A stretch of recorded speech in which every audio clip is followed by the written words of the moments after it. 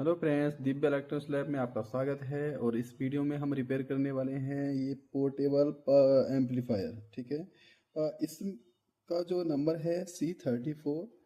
ये यहाँ पर एक ब्लूटूथ मॉड्यूल लगा हुआ है। उसके बाद में इसमें हम पहले कुछ स्पेसिफिकेशन दिखा देते हैं इसके। तो यहाँ पर 3 माइक सेट के लिए इनपुट दिए गए हैं, माइक 1, माइक 2 और माइक 3, और साथ में इसमें ऑक्स भी है। यहाँ 2 फ्यूज हैं, 10 एम्पेयर डीसी के लिए है और 1 एम्पेयर एसी के लिए है। ये इसका इनपुट सर्किट है जो पावर सप्लाई को दी जाएगी। ये इसका स्विच हो गया। यहाँ पर बैटरी लेवल इंडिकेटर दिए गए हैं। इधर देखेंगे तो लाइन आउट के लिए भी दिया हुआ है और एक्सटर्नल स्पीकर लगाने के लिए भी है। यहाँ पर माइक 3 और OX ये 2 हैं। इसके लिए यहाँ एक स्विच दिया हुआ है इन्होंने कि माइक 3 पे सेट करना है, ऑक्स पे सेट करना है या USB पे सेट करना है। तो ये सब यहाँ पर दे रखा है। और इसके साथ में ऊपर कुछ वॉल्यूम्स कंट्रोल है इसमें, जैसे माइक 1 और इको का है, ये माइक 2 का है, ये माइक 3 ऑक्स या USB तीनों का वॉल्यूम यही है। और इको इफेक्ट के लिए डेप्थ और टाइमिंग, इसको चेंज करने के लिए यहाँ पर हम 2 सेट मिले हुए हैं। और बेस टेबल का ये रहा। वॉल्यूम पावर का एक इंडिकेटर दे रखा है। तो इसको पहले हम चेक कर लेते हैं पावर सप्लाई लगा के कि क्या इसमें प्रॉब्लम हो रही है, चलेगा या नहीं चलेगा। एक बार तो हम इसमें पावर सप्लाई अटैच कर लेते हैं पहले। एक्चुअली में इसकी बैटरी भी लो है, मैंने चेक करा देखा था। तो ये लो बैटरी का इंडिकेशन दे रहा है यहाँ पर। एक बार इसको हम पावर देके देखते हैं।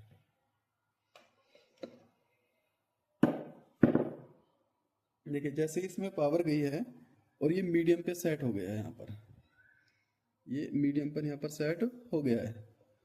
तो लेकिन यहाँ जो किट है हमारी, ये ब्लूटूथ मॉड्यूल किट, यहाँ पर कोई भी इंडिकेशन यहाँ पर दिखाई नहीं दे रहा हमको। ये इसका जो डिस्प्ले पैनल है, यहाँ पर किसी भी टाइप की कोई रीडिंग नहीं आ रही है। तो हम USB वगैरह तो उसमें नहीं चला सकते, क्योंकि जब कोई भी रीडिंग नहीं है तो बस इसको माइक वगैरह टेस्ट कर सकते हैं। तो इसके लिए हमारे पास में एक माइक है जिसको हम टेस्ट करने वाले हैं। ये माइक है और इसको हम फर्स्ट माइक 1 में अटैच करेंगे। उसके बाद में इसको ऑन कर दो। ये माइक 1 का volume hello hello hello hello. देखिए, ये तो ठीक है और माइक 1 काम कर रहा है। अब हम माइक सेकंड चेक कर लेते हैं। माइक सेकंड, और माइक सेकंड का वॉल्यूम यहाँ पर है, इसको भी देख लेते हैं। देखिए, ये भी आवाज़ आ रही है, ये अच्छे से देखिए काम कर रहा है। हाँ, यहाँ पर काम हो रहा है इसमें। अब ये माइक 3 को एक बार टेस्ट कर लेते हैं। हेलो। ये माइक 3 में कोई भी इनपुट नहीं आ रहा है, जबकि यहाँ माइक 3 पर सेट है ये। फिर भी इसमें कोई भी आउटपुट नहीं दे रहा माइक 3 के लिए। हो सकता है कि वॉल्यूम ख़राब हो गया हो, वो स्विच जो है ये ख़राब हो गया, चेंज ओवर स्विच। तो हम इसको खोल के देखेंगे, ओपन करेंगे कि क्या इसमें प्रॉब्लम हो सकती है। माइक हमारे 2 माइक 1 और माइक 2 पे काम कर रहा है। तो इसको देख लेते हैं, माइक हटा देते हैं।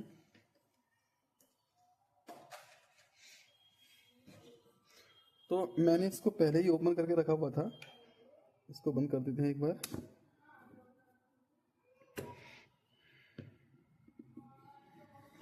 देखिए,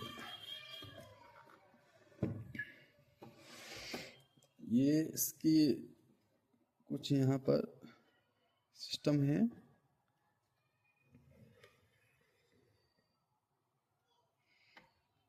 ठीक है, ये आपका बेस जितने वॉल्यूम लगे हुए हैं, ये जो पोटेंशियोमीटर एमीटर है हमारे, वो यहाँ पर कनेक्टेड है।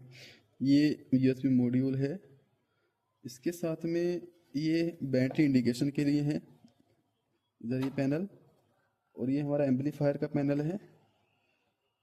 जो इसमें जो IC लगी है, शायद 4440 IC लगी हुई है इसके अंदर। और यहाँ पर एक और बोर्ड दिया गया है। इस बोर्ड को देखेंगे किस चीज़ का हो सकता है। ये इको के लिए बोर्ड बनाया गया हो, और जो इको जनरेट होती है उसके लिए हो इसमें, क्योंकि इको के इफेक्ट्स भी इसमें दिए हुए थे। तो चेक करते हैं इसमें क्या प्रॉब्लम हो सकती है। ये हमने ओपन कर लिया है और इसमें ये जो प्लेट है ये मुझे वायरलेस माइक की लग रही है। यहाँ पर, क्योंकि इसका कनेक्शन यहाँ पर माइक के साथ में किया हुआ है। बाकी हमने सप्लाई को चेक करा यहाँ से, इसमें कोई प्रॉब्लम नहीं है, सप्लाई हमारी एकदम ठीक है। ये 34 वोल्ट का और आपका 700 माइक्रोफैराड का कैपेसिटर यहाँ पर लगा हुआ है, जो फिल्टर कैपेसिटर है पावर सप्लाई में लगने वाला। यहाँ से ट्रांसफार्मर के वायर जो है वो कनेक्टेड हैं, उसके बाद में रेक्टिफायर और जो डायोड हैं इसके द्वारा रेक्टिफाई होता है। उसके बाद में ये सप्लाई पहुँचती है यहाँ इस स्विच पर, ये ग्रीन वायर। इस ग्रीन वायर को जब हम कनेक्ट करते हैं तो ये रेड वायर फिर वापस यहीं पे जाती है और इस पूरी प्लेट को और पूरे सिस्टम को ऑन कर देती है। साथ में इसके साथ में ग्रीन वायर के साथ में वो रेड वायर लगी हुई है, जो कि यहाँ 12 वोल्ट का एक जैक लगा हुआ है, जिसको हम बाहर से सप्लाई दे सकते हैं। उसके थ्रू होते हुए ये हमारी बैटरी में जा रही है। ये जो कनेक्शन है हमारा, ये बैटरी में यहाँ पर प्लस पे लग गया है और ये हमारा निगेटिव। आई थिंक ये 66 वोल्ट की डबल बैटरी है लगी हुई यहाँ पर। और ये पूरा जो है हमारा फिल्टर सिस्टम है। इसमें यहाँ जो है ये अंदर देखेंगे आप तो ये ब्लूटूथ मॉड्यूल किट लगी हुई है, और इसको अगर हम ओपन करें, थोड़ा वैसे हटा दिया था, ये देख यहाँ पर ये आईसी, एक आईसी यहाँ पर लगी है और एक ये इको आईसी यहाँ पर लगी हुई है। इसका पूरा जो सिस्टम है, इसके साथ में जो नेटवर्क बना हुआ है ये यहाँ पर है। और बेस ट्रेबल के लिए एक आईसी हमारी यहाँ लगी हुई है। इसके फिल्टर का जो नेटवर्क है वो यहाँ पर है, एम्पलीफाई करता है। ये ओप एम्प है एक तरीके से। तो यहाँ जो इसके कनेक्शन है, हमको जो प्रॉब्लम लगी है वो एक तो बैटरी में जो बैटरी चार्ज नहीं हो रही है, और दूसरी प्रॉब्लम मुझे इस स्विच में लगी है। यहाँ पर ये जो स्विच है, देखिए, जो शुरू में हम इसको ऑन कर रहे थे तो वहाँ पर नीचे हमारे पास में कोई भी ये इंडिकेशन शो नहीं कर रहा था। ये जो अगर हम यहाँ पर देखें, ये जो प्लेट लगी थी इसमें कोई भी नंबरिंग नहीं आ रही थी। तो ये नंबरिंग आने की वजह ये थी, इसमें नहीं आने की वजह कि इसका जो कनेक्शन है वो इस स्विच से किया गया है यहाँ पर। और जब तक ये स्विच मूव नहीं करेगा, अपनी पोजीशन चेंज नहीं करता, तब तक इसके वायर कनेक्ट नहीं होंगे। जैसे अगर हम इसको आपस में कनेक्ट करके देखें, ये हम इसको ऑन कर देते हैं तो ये देखिएगा, यहाँ इसमें हमें कोई भी रेड लाइट शो नहीं हो रही है। लेकिन जैसे ही मैं इसको यहाँ पर कनेक्ट करता हूँ, आपस में मिलाता हूँ दोनों वायर को स्क्रू ड्राइवर के थ्रू, तो देखो अब आप देख रहे हैं कि यहाँ पर देखो अंदर एक लाइट ग्लो करना शुरू कर गई है।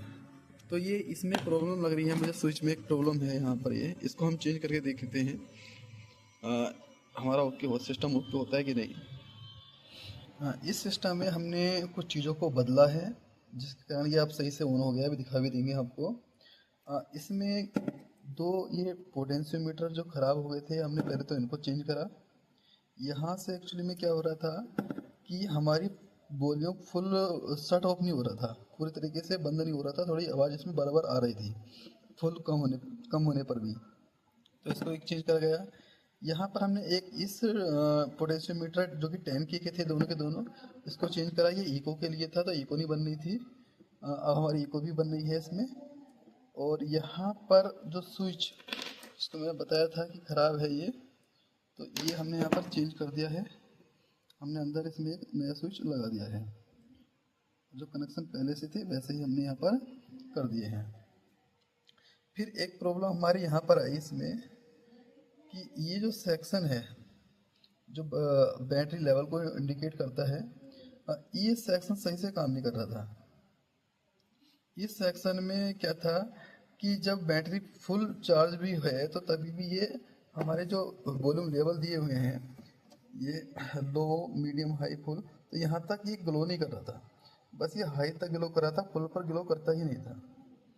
तो इसको थोड़ा सा चेंज करा गया है यहाँ पर।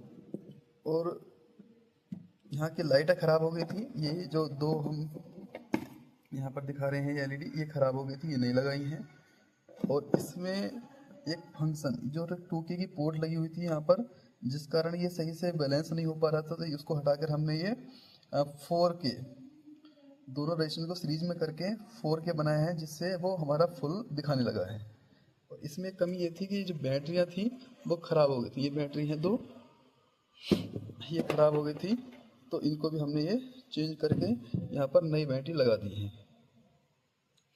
अब हम इसको दिखा देंगे आपको चला के किस तरीके से वर्क कर रहा है। तो यहाँ से हम ऑन कर देते हैं। देखिए ये हमारी सब इंडिकेशन दिखाई दे रहे हैं। नीचे वाली ये जो लाइट है वो पावर देने पर, यहाँ से जब पावर दी जाती है तब ग्लो करती है। अब हमारे जो ब्लूटूथ किट थे वो भी यहाँ पर ऑन हो गई है।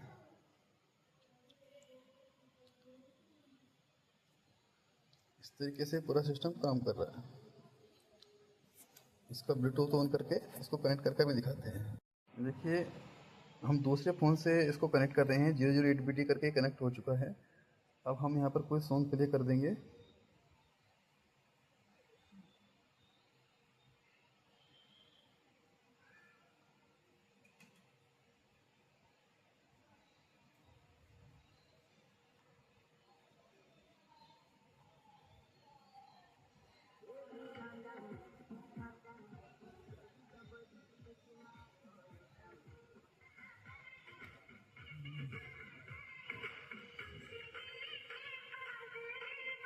यहाँ से चेक कर लेते हैं। देखो